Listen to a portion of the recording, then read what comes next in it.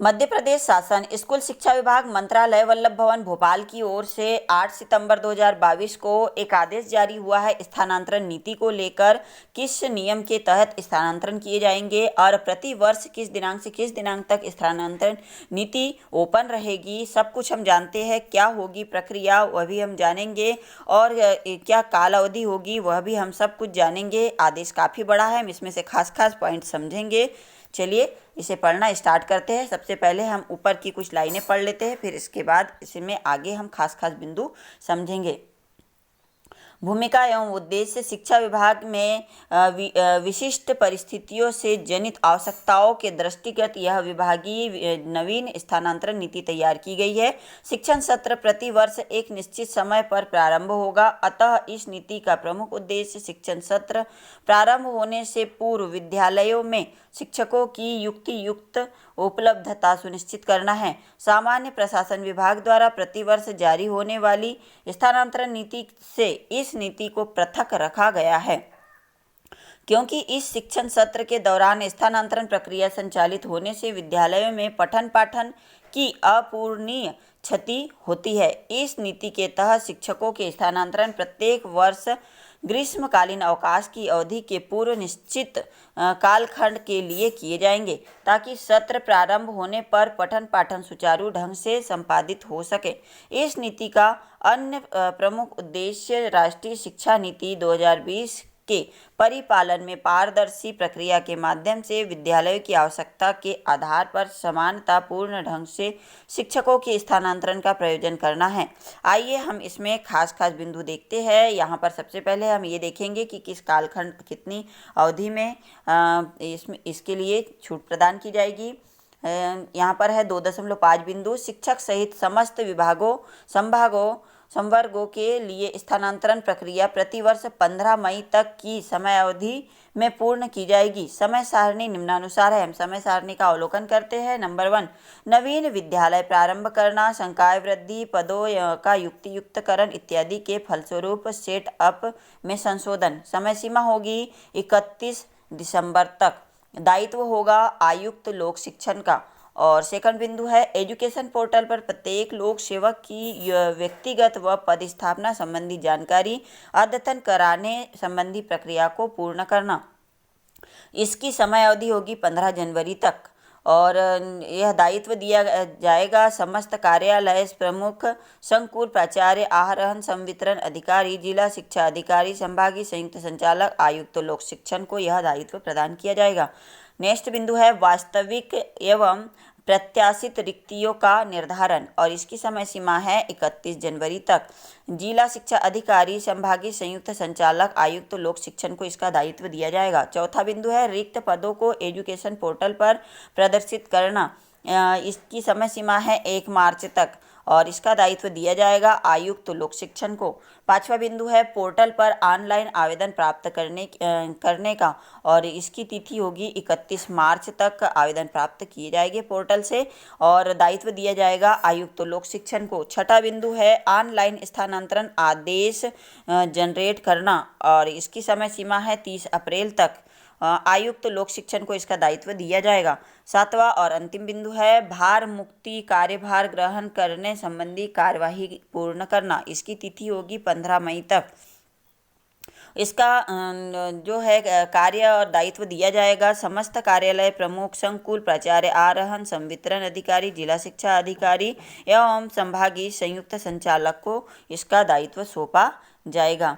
आइए इसमें खास बिंदु और दिया हुआ है। इस तरह स्थानांतरण हेतु प्राथमिकता का क्रम निम्न तालिका अनुसार होगा। अतिशेष शिक्षकों को प्रत्येक श्रेणी में वरिष्ठता दी जाएगी। आइए हम ये देखते हैं कि इसमें अतिशेषों को क्या होगा, महिला पुरुष किस प्रकार से प्रावधान रखा गया है। वरिष्ठता का क्रम शिक्षक संवर्ग के महिला पुरुष स्थानांतरण में वरिष्ठता क्रम का क्रमानुसार वितरण। आइए हम इसे जानते हैं। नंबर 1, महिला पुरुष स्थानांतरण सत्र से पहले सत्र की वार्षिक परीक्षा में कक्षा 10वीं की बोर्ड परीक्षा में 100% परीक्षा परिणाम लाने वाले विद्यालयों में पदस्थ प्राचार्य एवं समस्त शैक्षणिक अमला कक्षा 10वीं की परीक्षा में न्यूनतम 40 छात्रों का सम्मिलित होना अनिवार्य होगा।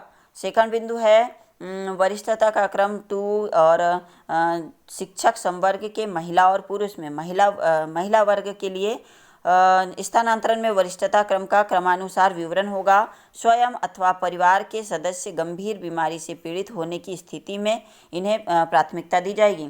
थर्ड बिंदु है पुरुष वर्ग। स्वयं तथा परिवार के अन्य सदस्य गंभीर बीमारी से पीड़ित होने पर उन्हें प्राथमिकता दी जाएगी। महिला और पुरुष दोनों के लिए है। विवाह के कारण पति पत्नी के निवास अथवा कार्यस्थल पर स्थानांतरण किया जाएगा, मतलब उन्हें उस संबंध में प्राथमिकता प्रदान की जाएगी। पांचवा बिंदु है महिला वर्ग। निःशक्त श्रेणी में, अगर कोई महिला निःशक्त श्रेणी में है तो उसे वरिष्ठता में उसे प्राथमिकता प्रदान की जाएगी।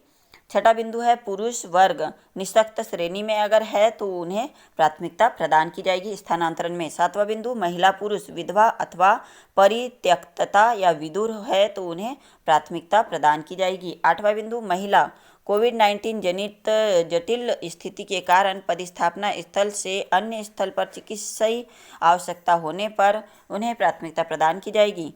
पुरुष कोविड-19 जनित इन्हें भी अगर जटिल समस्या है और चिकित्सीय आवश्यकता के अनुसार इन्हें प्राथमिकता प्रदान की जाएगी स्थानांतरण के लिए। महिला वर्ग राष्ट्रीय पुरस्कार प्राप्त शिक्षक अगर कोई है तो इन्हें भी वरिष्ठता में प्राथमिकता प्रदान की जाएगी।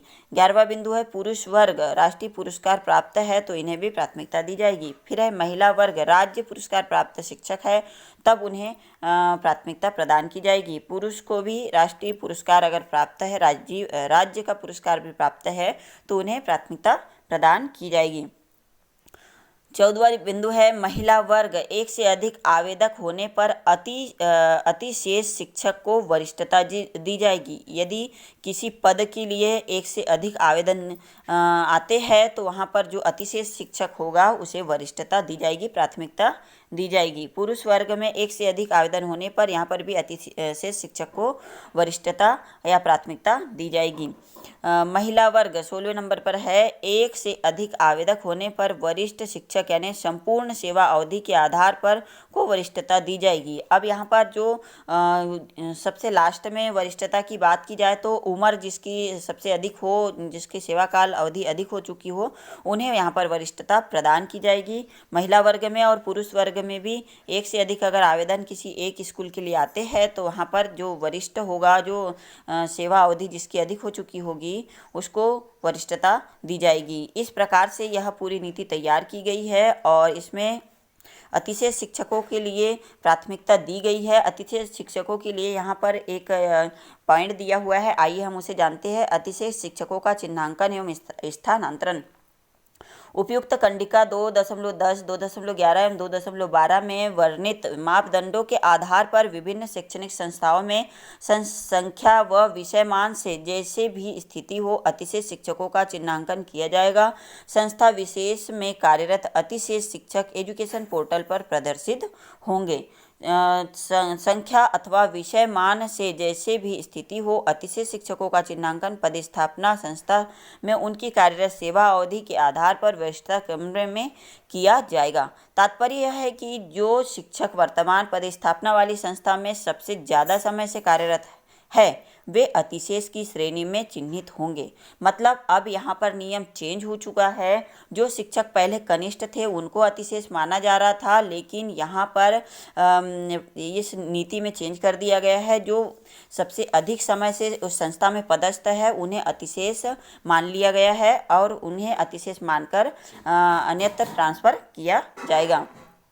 अतिशेष शिक्षक भी अन्य शिक्षकों की भांति ऑनलाइन स्वैच्छिक स्थानांतरण प्रक्रिया में भाग लेंगे। अतिशेष शिक्षकों को कंडिका 3.1.2 अनुसार प्रत्येक श्रेणी में स्थानांतरण हेतु वरिष्ठता प्राप्त होगी। ऐसे शिक्षक जिनकी सेवानिवृत्ति में 1 वर्ष से कम समय शेष है, 40% या उससे अधिक निःशक्तता है अथवा गंभीर बीमारी से ग्रस्त है को अतिशेष मानकर स्थानांतरित नहीं किया जाएगा। यहाँ पर अगर कोई विकलांग है तो उसे स्थानांतरण श्रेणी से दूर रखा जाएगा। ऐसी स्थिति में कंडिका 3.2 अनुसार अगले क्रम पर उपलब्ध वरिष्ठ शिक्षक का स्थानांतरण किया जाएगा।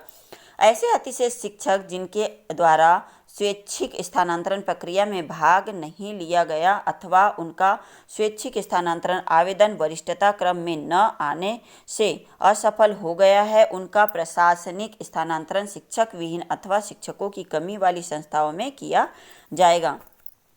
प्रतिबंध अवधि में भी आवश्यकतानुसार समय समय पर अतिशेष शिक्षकों के प्रशासनिक स्थानांतरण आधार पर शिक्षकों की कमी वाली संस्था में जो अतिशेष शिक्षक है उन्हें जब स्थानांतरण नहीं वाली अवधि रहेगी, स्थानांतरण की अवधि नहीं रहेगी तो भी उनका स्थानांतरण किया जा सकता है।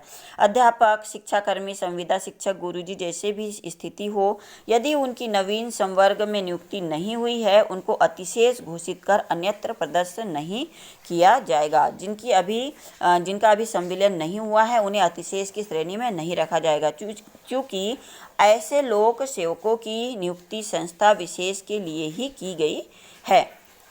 अब प्रशासनिक आधार पर स्थानांतरण कैसे किए जाएंगे, यहाँ पर वो भी दिया है विवरण।